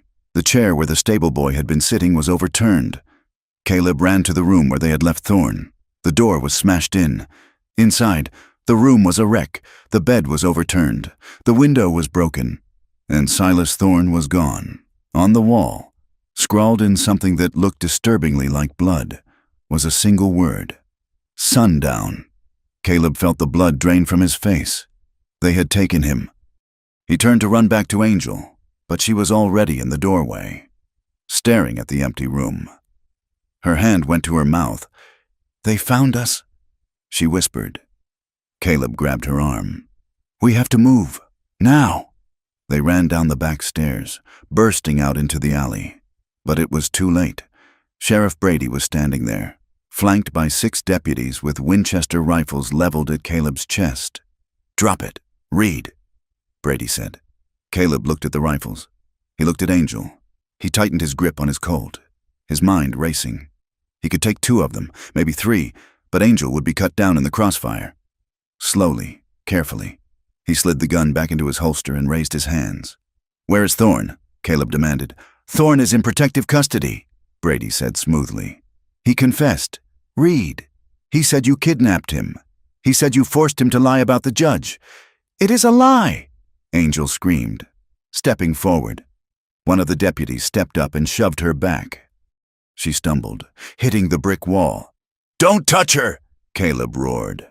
Stepping forward, the deputies cocked their rifles. The sound was a collective mechanical click that echoed in the alley. "Easy. Read," Brady warned. "Here is the deal. You have until sundown to deliver the girl to the courthouse. If you do, the kidnapping charges against you drop. You ride out of town, and you never come back. If you don't, well, you are an accomplice to a fugitive. and we will hang you both side by side. I have the deed, Caleb said. I have proof. Brady shook his head. Stolen property. It is inadmissible, and without a witness to authenticate it, it is just paper. He spat on the ground near Caleb's boots. You have until sundown. Don't make me shoot an old friend. The sheriff turned and walked away, his deputies backing out of the alley, leaving Caleb and Angel standing in the mud. They retreated to the livery stable, the only place left to them. Caleb paced the stall, his mind working furiously. They have Thorn, he said. They will make him sign a confession. They have the law, they have the town, and they have the guns. Angel sat on a bale of hay, hugging her knees. We lost, she said quietly. No, Caleb said. We only lose if we play their game. He stopped pacing. He looked at her. We cannot win in court. Angel, not here, not with the judge owning the bench. If I turn you in, you will never leave that jail cell alive. They will stage a suicide or an escape attempt, and you will be gone. I know, she said. So we don't turn you in, Caleb said. He walked over to Bishop and began to saddle the horse with frantic speed. What are you doing? Angel asked.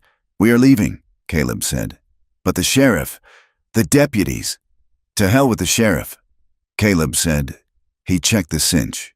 We run. We head for the river. If we can cross the Snake River, we get into the unorganized territory. No jurisdiction. It is suicide, Angel said. The river is flooded, and they will chase us. Let them chase, Caleb said. He turned to her. He took her face in his hands. I am done with the law. Angel, the law is a lie. You are the truth. I am choosing you. He kissed her, hard and fast. Now get on the horse. They rode out of the stable at a gallop, ignoring the shouts of the townsfolk. They hit the main street like a thunderbolt. Sheriff Brady was standing on the steps of the courthouse. He saw them coming. Stop them, he shouted. Deputies poured out of the saloon and the office. Bullets whizzed past them, buzzing like angry hornets. One struck the pommel of Caleb's saddle, sending a spray of wood splinters into his hand. Keep your head down, Caleb yelled. Bishop was a war horse. He didn't shy. He plowed through the street, knocking over a water trough. Caleb fired 2 shots into the air to scatter the crowd. They burst out of the town limits and hit the open road. But behind them, the church bell began to ring, a frantic, continuous tolling. The alarm. They pushed hard for the river. The terrain turned brutal within miles. The road ended, replaced by game trails that wound through narrow canyons of red rock. The heat rose, baking the stone until it radiated like an oven. Behind them, a dust cloud marked the pursuit, a posse, 20 men at least. They reached the river at midday. It was swollen with snowmelt, a brown, churning torrent of icy water that roared over hidden rocks. We have to swim it, Caleb shouted over the roar of the water. Angel looked at the river. It looked like death. Trust me, Caleb yelled. He spurred Bishop. The horse plunged into the freezing water. The current grabbed them instantly, dragging them downstream. The water was shockingly cold, stealing the breath from their lungs. Angel clung to Caleb's waist, gasping as the water surged over her head. Bishop struggled, his head high, legs churning against the power of the river. Bullets began to splash into the water around them. The posse had reached the bank. Swim! Caleb screamed at the horse. They were swept downstream, spinning in the current. A submerged log struck Caleb's knee, a blinding flash of pain. But Bishop found footing on a gravel bar. The horse lunged, heaving himself up the far bank, dripping and trembling. They scrambled up the slope, into the cover of the cottonwoods. They didn't stop. They rode until the sun began to set, until Bishop was stumbling with exhaustion. They found refuge in a box canyon, hidden from the main trails. Smoke was rising from a cluster of tents pressed against the canyon wall. Caleb drew his gun, but kept it low. It was a camp of Chinese rail workers, men who had been discarded by the railroad companies when the tracks were finished. They were outcasts, forbidden by law to own mining claims, living on the edge of starvation.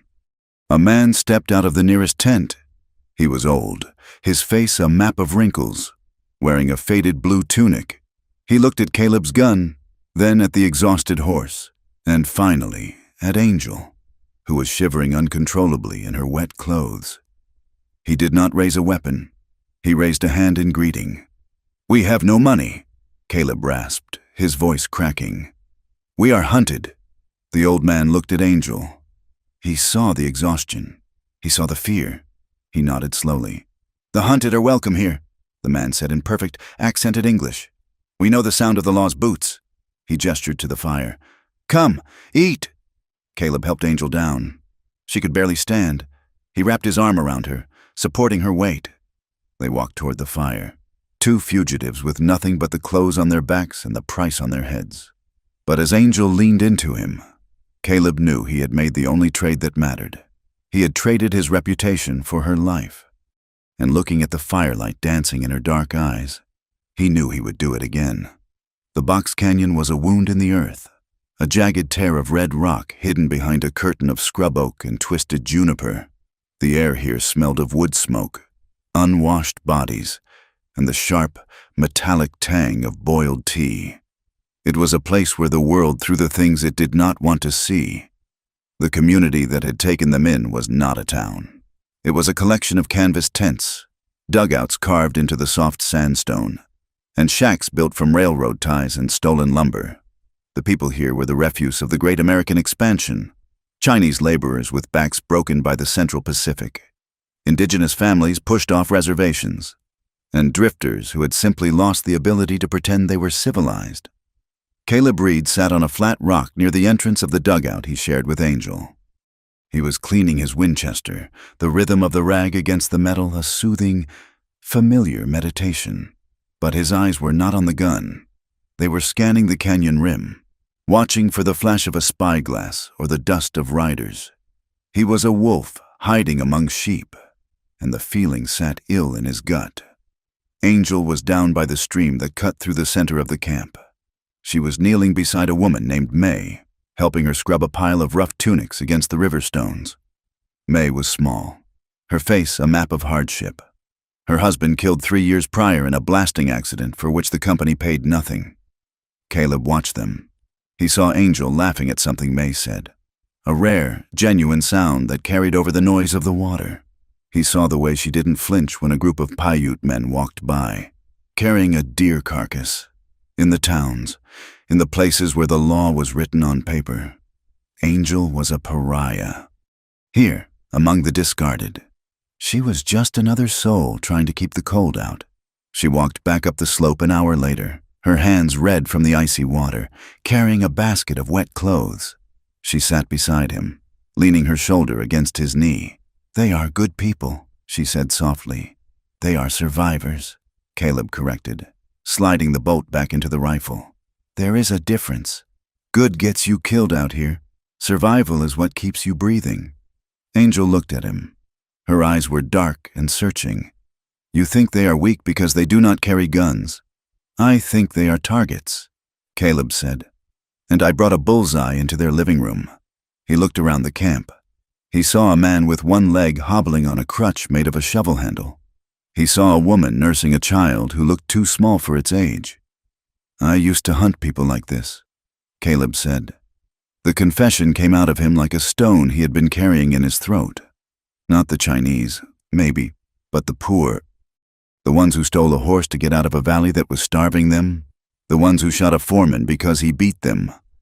I brought them in, took the money, and bought whiskey. I told myself it was the law.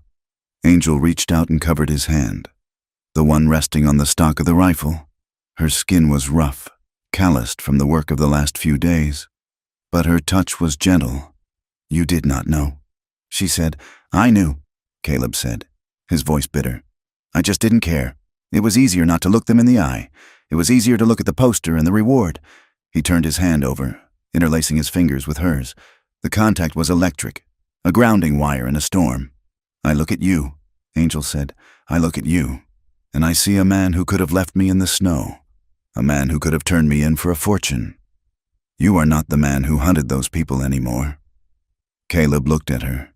The wind caught a loose strand of her hair, blowing it across her face. He reached up and tucked it behind her ear. his thumb lingering on her cheekbone. The intimacy of the gesture was startling. It wasn't the desperate, adrenaline-fueled passion of the carriage shed. It was quiet. It was domestic. It was the kind of intimacy that said, "I am here, and I am not going anywhere." "We have to finish this," Caleb said. "We cannot stay here. If the judge finds us, he will burn this canyon to the ground just to get to you." "We have the papers," Angel said. Caleb nodded. He reached into his saddlebag and pulled out the bundle they had stolen from the safe. He had spent the last 2 nights poring over them by the light of a tallow candle. It was worse than a land grab. The ledger detailed a payroll for a private militia, labeled as security expenses, but it also listed payments to the warden of the territorial prison. "He is using convict labor," Caleb said. "He is arresting men for vagrancy, for debt, for looking at a deputy sideways. Then he leases them out to the syndicate to dig his irrigation canals. They die in the ditches, and he buries them in unmarked graves. That is why he wanted Miller's land. It is the choke point for the water. Without that land, the canals are useless." Angel stared at the ledger. "That is slavery," she whispered. "It is worse," Caleb said. "It is slavery sanctioned by the state. They needed to get this to Josiah Black, but Silverton was locked down. Sheriff Brady would have every road watched." That evening, a rider came into the canyon. He was not an enemy.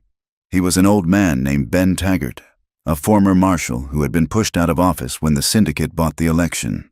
He rode a mule and looked like a prospector, but his eyes were sharp and clear. Taggart found them by their fire. He swung down from his mule with a groan of stiff joints. "Caleb Reed," Taggart said, spitting tobacco juice into the dust. "You look like hell warmed over." "You look like you need a drink." "Ben," Caleb replied, pouring coffee from a battered pot. Taggart took the tin cup. "I heard you were making noise. Big noise. The judge is screaming about anarchy. He has posters up in every town from here to the border. 5,000 for you. 5,000 for the girl." "Dead or alive?" Caleb asked. Taggart grimaced. "The posters say alive. But the men he sent?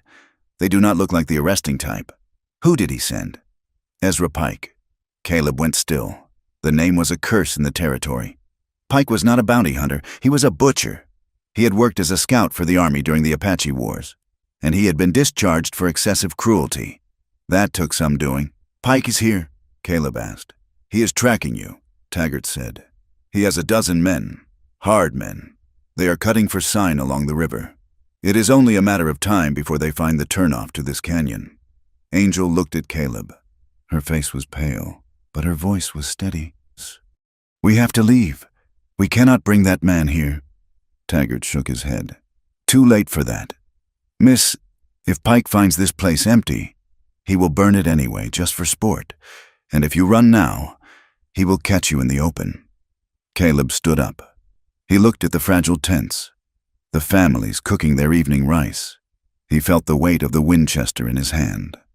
"We make a stand," Caleb said. Taggart raised an eyebrow. "There are 2 of us. Reed, maybe 3, if you count the girl. Pike has 12 guns. We have the ground," Caleb said. He pointed to the narrow neck of the canyon entrance. "They have to come through there, single file. We bottleneck them?" "And the people?" Angel asked. "Get them to the caves at the back of the canyon," Caleb ordered. "Hide the children. Anyone who can shoot, put them on the ridge." The preparation was a frantic, silent dance. Li Wei, the elder of the camp, understood the danger immediately.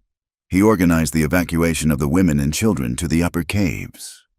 The men who had worked on the railroad, men who knew how to handle blasting powder and pickaxes, took up positions on the canyon walls. They had few guns, but they had rocks, and they had rage. Caleb positioned himself behind a fallen boulder near the entrance. Taggart took the opposite side. Angel refused to go to the caves. "I can shoot," she said, holding a heavy dragoon pistol Taggart had lent her. "You are the target." "Angel," Caleb said. "If they see you, they will rush us. Then I will make sure they do not see me until it is too late," she replied. She took a position on a ledge above Caleb, hidden by a screen of juniper. They waited. The moon rose, cold and indifferent, turning the red rocks to silver. At midnight, the coyotes stopped howling. "Here they come," Caleb whispered. Shadows detached themselves from the darkness of the valley floor. Riders. They moved slowly, their horses' hooves wrapped in sacking to muffle the sound. Ezra Pike rode in the lead. He was a giant of a man, wearing a coat made of buffalo hide. He rode with the arrogance of a predator who knows he is at the top of the food chain. They stopped 50 yards from the canyon mouth. Pike raised a hand. "Reed!" he shouted. His voice was a deep boom that echoed off the walls. "I know you are in there. Send the girl out, and we will leave the Chinamen alone." Caleb did not answer. He sighted down the barrel of the Winchester, aiming for the center of Pike's chest. "You have 1 minute. Reed!" Pike yelled. "Then we start killing everything that moves." Caleb looked up at the ledge. He couldn't see Angel, but he knew she was there. He knew she was terrified, but she hadn't run. "Time is up!" Pike roared. He spurred his horse. The 12 men charged, a thundering wave of hooves and gunfire. "Now!" Caleb shouted. He fired. The lead rider next to Pike flew backward out of his saddle. Taggart opened up from the other side, his shotgun booming like a cannon. The canyon mouth erupted into chaos. The narrow pass forced the riders to bunch up. The railroad workers on the cliffs shoved massive boulders over the edge. The rocks crashed down, smashing into the horses and men, breaking the charge. But Pike was a professional. He rallied his men, forcing them forward through the dust and the screaming horses. They dismounted, taking cover behind the fallen rocks, returning fire with repeating rifles. Bullets chipped the stone around Caleb's head. He ducked, levering another round into the chamber. He popped up, fired, and saw another man drop, but they were flanking him. 3 of Pike's men had scrambled up the scree slope, trying to get the high ground. They were heading for the caves. Angel saw them. From her position, she had a clear line of sight to the path leading to the refuge. A woman, May, had frozen on the trail, clutching her child, pinned down by the gunfire. One of Pike's men saw them. He raised his rifle, grinning. Angel didn't hesitate. She broke cover. She stood up on the ledge, silhouetted against the moon. "Hey!" she screamed. "I am here!" The gunman turned, distracted. Angel fired the dragoon pistol. The heavy ball missed the man, but it struck the rock next to his face, spraying him with fragments. He flinched, stumbling back. It gave May the second she needed to scramble into the cave. But Angel was exposed. "There she is!" Pike screamed. A hail of bullets tore into the juniper bush. Angel threw herself flat, crawling backward. Caleb felt a surge of terror so pure it tasted like copper. "Angel!" he roared. He broke his cover. He stood up, firing the Winchester as fast as he could work the lever. He walked into the open, drawing every eye, every gun toward him. He didn't care about cover. He didn't care about survival. He only cared about keeping the lead away from that ledge. He dropped one man, then another. A bullet grazed his ribs, feeling like a hot poker. But he didn't stop. Taggart laid down a withering cover fire. The railroad workers charged down the slope, wielding pickaxes and shovels, screaming a war cry in a language Pike's men didn't understand. The sheer ferocity of the defense broke them. Pike's men were hired killers, bullies who liked easy targets. They were not prepared to fight a canyon that bit back. "Pull back!" Pike shouted, firing wildly. They retreated, dragging their wounded, leaving 4 bodies in the dust. They scrambled onto their horses and galloped away into the dark. Caleb stood in the center of the canyon mouth, his chest heaving, the empty rifle smoking in his hand. He turned toward the ledge. "Angel?" There was silence. "Angel!" She scrambled down the slope, sliding in the loose rock. Her face was scratched, her dress torn, but she was whole. She ran to him.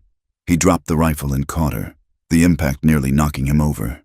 He buried his face in her neck, breathing in the scent of dust and gunpowder and life. "You foolish, brave girl," he whispered, his voice shaking. "I had to," she gasped. "He was going to shoot the baby." Caleb pulled back. He looked at her. Her eyes were bright with adrenaline and a fierce, terrifying pride. She wasn't the victim anymore. She was a warrior. He looked around. The camp was battered. Tents were shredded. 2 of the workers were wounded, but alive. Taggart walked over, reloading a shotgun. They will be back. Reed, Pike does not give up. He will go back to town, get reinforcements, maybe a Gatling gun. Caleb nodded. I know. He looked at Angel. We cannot stay here. We are bringing death to these people. Angel looked at the families emerging from the caves. She looked at May, who was weeping silently, holding her child. We cannot run anymore. Caleb, she said, there is nowhere left to run. Caleb looked at the ledger in his pocket. He looked at the moon hanging over the Blackwood Range. You are right, he said. He turned to Taggart. Ben, can you get a message to Josiah Black? I can try, Taggart said, but the telegraph lines are watched. I don't need a telegraph, Caleb said. I need you to ride to Silverton. Tell Black to have the presses ready. Tell him we are coming in. You are going back to Silverton? Taggart asked, incredulous. You are walking into the lion's den? No, Caleb said, his voice hard as iron. We are walking into the courthouse at high noon. He looked at Angel. We are going to bring the fight into the daylight, he said. If they want to kill us, let them do it on the steps of the courthouse, in front of God and everyone. Let them show the world what they really are. Angel nodded. She reached out and took his hand. Her grip was strong. When? She asked. Tomorrow, Caleb said. He turned back to the camp. He helped carry the wounded to the fire. He sat with Angel as she bandaged a cut on his side. They shared a bowl of rice, their shoulders touching. Later, in the quiet hours before dawn, they lay together in the dugout. The fear was there, a cold current beneath the surface, but it was matched by a strange, calm resolve.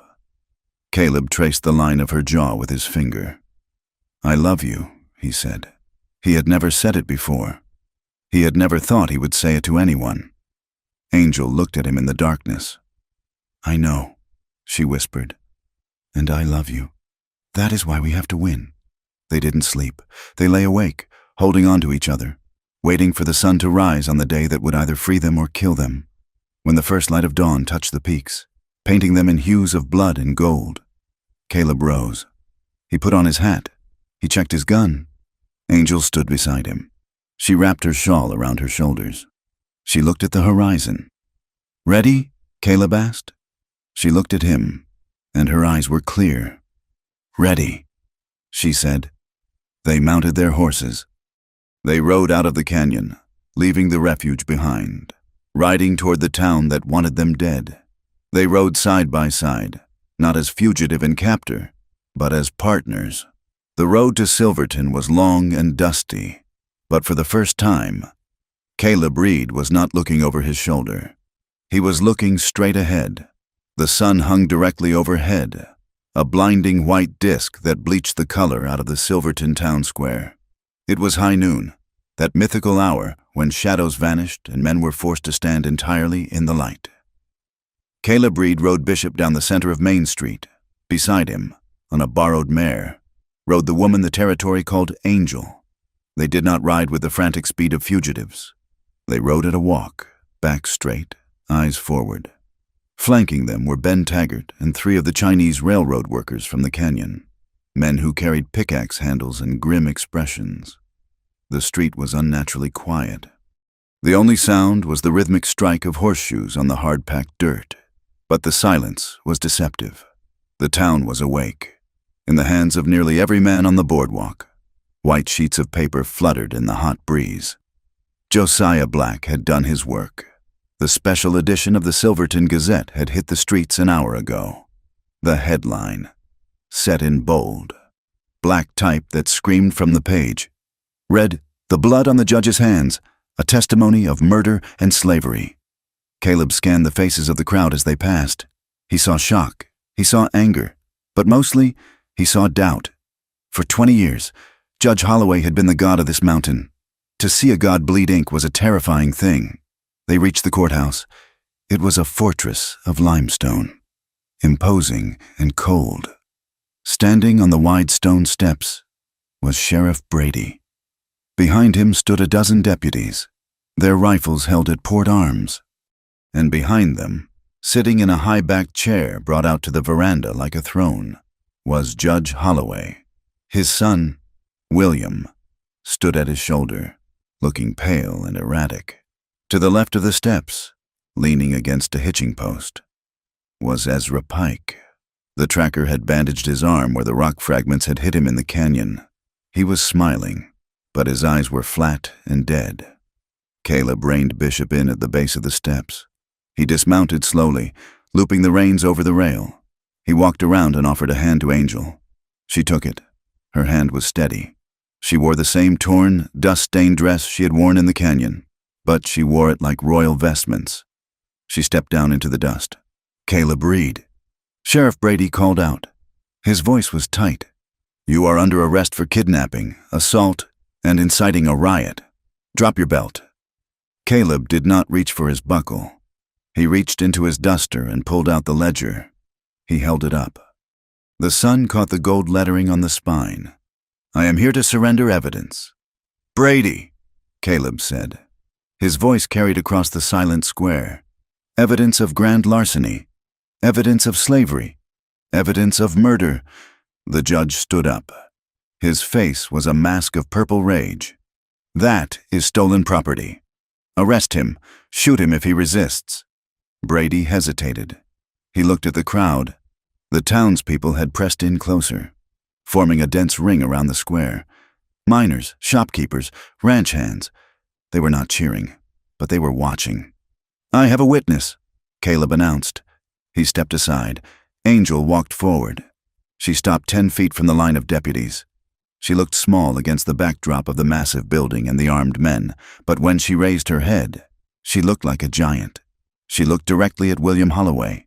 "Tell them," she said. Her voice was not loud, but it cut through the air like a knife. "Tell them what you did to Elias Miller." William flinched. "You are a liar," he spat, though his voice cracked. "You are a savage whore," the crowd murmured. The slur was ugly, familiar, a word used to dismiss women like her for 100 years. Angel did not blink. She did not look away. "My name is Elena," she said. The name hung in the air. It was the first time she had spoken it aloud in months. "My mother was Apache. My father was a soldier who died of cholera. I worked in your kitchen. Judge, I scrubbed your floors. I cooked your meals. I was invisible to you until your son needed someone to blame for his violence." She turned to the crowd. She did not plead. She testified. "I saw William Holloway shoot Elias Miller in the chest because the old man would not sign a piece of paper. I saw the judge pay the sheriff to burn the deed, and I saw them take men from the jail, men like you, men who had no money and no friends, and march them into the desert to dig their ditches until they died." "Lies," the judge roared. "She is a criminal. She seduced my son and stole my money. Look at her. She is dirty. She is nothing." Ezra Pike stepped away from the hitching post. His hand hovered over the heavy Remington on his hip. "Enough of this talk. Judge, let us finish it." Pike looked at Caleb. "I have been waiting for this. Read." Caleb stepped in front of Elena. He did not draw. He stood with his hands hanging loose by his sides. "If you shoot her—" "Pike, you have to go through me," Caleb said. Pike grinned. 2 for the price of 1. The tracker drew. He was fast, blurringly fast, but Caleb Reed had been a bounty hunter for 20 years. He did not draw to threaten. He drew to end. 2 shots rang out. They sounded like a single crack of thunder. Caleb felt a hammer blow to his left shoulder. He staggered back, his boots slipping in the dust. Ezra Pike stood motionless for a second. A look of profound confusion crossed his face. Then, a red blossom opened in the center of his chest. He collapsed backward, his gun clattering onto the stones. Silence slammed back down on the square. Caleb pressed his hand to his shoulder. Blood seeped through his fingers, dark and hot. He did not fall. He stayed on his feet, placing his body between Elena and the deputies. "Shoot them," the judge screamed, pointing a trembling finger. "Kill them all." The deputies raised their rifles. "No!" The shout came from the crowd.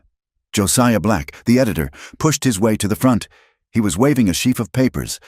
"I have read the ledger," Black shouted. "It is all here, every name, every dollar. Sheriff Brady took $500 a month to look the other way." The crowd surged forward. It was a living thing now, an organism fed on outrage. A miner threw a rock. It struck the courthouse steps. Then another. "This isn't justice," someone yelled. Sheriff Brady looked at the crowd. He looked at Caleb, who was bleeding but still standing, his gun leveled at the deputies. He looked at the body of Ezra Pike. The wind had changed. The sheriff was a corrupt man, but he was a survivor. He saw the way the townspeople were looking at him. He saw the lynch mob forming in their eyes. "Put them down, boys," Brady said. "What are you doing?" the judge shrieked. "Do your duty." "I am," Brady said. He turned. He walked up the steps to where William Holloway stood shivering. "William Holloway," Brady said loudly. "You are under arrest for the murder of Elias Miller." "What?" William gasped. "My father. Your father is next," Brady said grimly. The judge lunged for the sheriff's gun. It was a desperate, pathetic act of an old man losing his empire. Brady backhanded him, sending the judge sprawling onto the limestone. The crowd roared. It was a sound of release, of a pressure valve finally blowing. Ben Taggart and the railroad workers rushed up the steps to secure the prisoners. The deputies, seeing their sheriff switch sides, lowered their rifles. Caleb holstered his gun. His knees felt like water. The world tilted sideways. "Caleb!" Elena was there. She caught him as he sagged. Her arm went around his waist, taking his weight. She pressed her hand over his wound, her fingers slippery with his blood. "I have you," she whispered. "I have you." He looked at her. Her face was streaked with dust and tears, but she was smiling. It was a fierce, triumphant smile. "We did it," Caleb rasped. Elena looked up at the courthouse, where the judge was being dragged away in irons, cursing the heavens. "No," she said. "You did it. You chose." Caleb shook his head weakly. "We chose." The aftermath was a blur of doctors and questions. Caleb was taken to the doctor's office, where the bullet was dug out of his shoulder. It had missed the bone, passing clean through the muscle. A lucky shot, the doctor said, or maybe Pike had hesitated. For 3 days. Silverton was a town turned upside down. A federal marshal arrived from the capital to take custody of the judge and his son. The testimony of Silas Thorne was found in the sheriff's safe. He had not escaped, but he had been hidden away. Terrified, into silence, with the judge in chains. Thorne found his voice again. Caleb sat on the porch of the boarding house, his arm in a sling. The pain was a dull throb, a constant reminder of the price of the ledger. A man in a suit walked up the steps. It was the federal marshal. "Mr. Reed," the marshal said. "Marshal." The man took off his hat. "The territory owes you a debt. You exposed a rot that went deep. The governor is impressed." Caleb said nothing. He watched the street. There is talk of reinstatement. The marshal said, "Your license, maybe a badge. The town needs a sheriff. Now that Brady is being indicted, you could have your old life back. You could be a man of standing again." Caleb looked at the marshal. He thought about the badge. He thought about the respect that came with it. Then he looked down the street. Eliana was walking toward the boarding house. She was carrying a bag of groceries. She stopped to talk to a woman on the corner, Mrs. Gable, the cook who had been sent away. The woman was holding Elena's hand, weeping. Elena looked up and saw Caleb. She didn't wave. She just looked at him with that steady, knowing gaze. "I have a life," Caleb said to the marshal. The marshal followed his gaze. He saw the Indian woman. He frowned slightly. "If you stay with her, Reed, people talk. It will be hard. You will never be fully accepted in polite society. A man with your reputation, you could do better." Caleb laughed. It was a genuine laugh, deep and rasping. "Better?" Caleb asked. "Marshal, I have spent my life hunting men who were better on paper than they were in their souls. I have seen what polite society does in the dark." He stood up, wincing slightly as his shoulder protested. "That woman walked into fire for people she didn't know. She stood on those steps and looked the devil in the eye. "There is no one better." The marshal put his hat back on. He nodded once. "Good luck. Read. You will need it." "I don't need luck," Caleb said. He walked down the steps to meet her. Autumn came early to the high country that year. The aspen trees turned to rivers of gold that flowed down the sides of the mountains, and the wind carried the sharp, clean scent of frost. The cabin sat in a valley 3 days' ride from Silverton. It was not a grand ranch. It was a homestead that had been abandoned years ago, the roof sagging and the fences down. Caleb and Elena had spent the last 2 months rebuilding it. They worked from sunrise to sunset. Caleb swung a hammer with his good arm, while Elena mixed mud for the chinking and planted a winter garden in the rocky soil. It was hard work. It was brutal, back-breaking work, but it was theirs. On a Tuesday evening, as the sun began to set, they stood on the porch. The air was cold. Caleb wore a heavy wool coat, his arm finally out of the sling, though it still stiffened when the weather turned. Elena stood beside him. She wore a dress of blue calico that she had sewn herself. Her hair was loose, blowing in the wind. They watched the horses grazing in the lower pasture. Bishop was there, looking fat and content, alongside the mare. "It will snow tonight," Caleb said.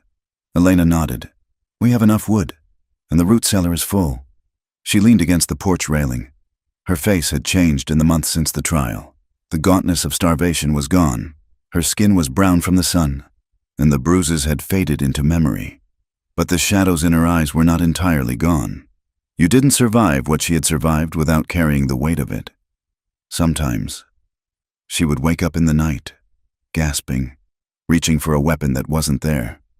And Caleb would be there, pulling her close, anchoring her back to the present. "Do you miss it?" she asked suddenly. Caleb looked at her. "Miss what? The hunt, the road, the silence." Caleb looked out at the valley. He remembered the lonely nights. He remembered the whiskey. He remembered the feeling of sleeping with his back to a wall, waiting for a bullet. "I missed none of it," he said. He turned to her. He reached out and took her hand. His fingers were rough, scarred, and stained with earth. Her hand fit into his perfectly. "I was a ghost. Elena, I was walking through the world, but I wasn't in it. You woke me up." Elena squeezed his hand. She looked out at the darkening hills. "They still hate us, you know," she said softly. "In the town, when we go for supplies, I see the way they look at us. The white hunter and his squaw. They think it is shameful." "Let them look," Caleb said. He pulled her closer, wrapping his arm around her shoulders. "They look because they are jealous." "Jealous?" She laughed, a dry sound. "Yes," Caleb said, "because they are terrified of the world. They build their fences and their laws to keep the wild out, but we live in it. We survived it, and we chose each other in spite of it. That is a freedom they will never understand." He kissed the top of her head. "You run if you want. Angel," he whispered, the old line coming back as a gentle echo. Elena looked up at him. Her eyes were fierce and tender and full of a hard-won peace. "I am not running," she said. "I am home." They stood there as the sun dipped below the peaks, casting the valley into twilight. The first flakes of snow began to fall, drifting down like white feathers. They did not go inside immediately. They stood on the threshold of their fragile, imperfect life, watching the night come on, unafraid of the dark because they were finally, truly, holding the light. The West was vast, and it was cruel, and it would try to break them again. They knew this, but as the snow covered the ground, turning the world clean and new, Caleb Reed and Elena stood together. Two wounded things that had healed into something stronger than iron. They went inside and closed the door against the wind. Thank you for listening to this story. It has been a journey across the dust and snow of the American frontier, and I hope you felt the grit and the heart of it. Please leave a comment below telling me where you are listening from. I love knowing how far these stories travel. If you enjoyed this tale of survival and redemption, please subscribe to From Wild West for more stories from the saddle. Share your thoughts in English. I would love to hear what you think of Caleb and Elena's journey. Until next time, keep your powder dry.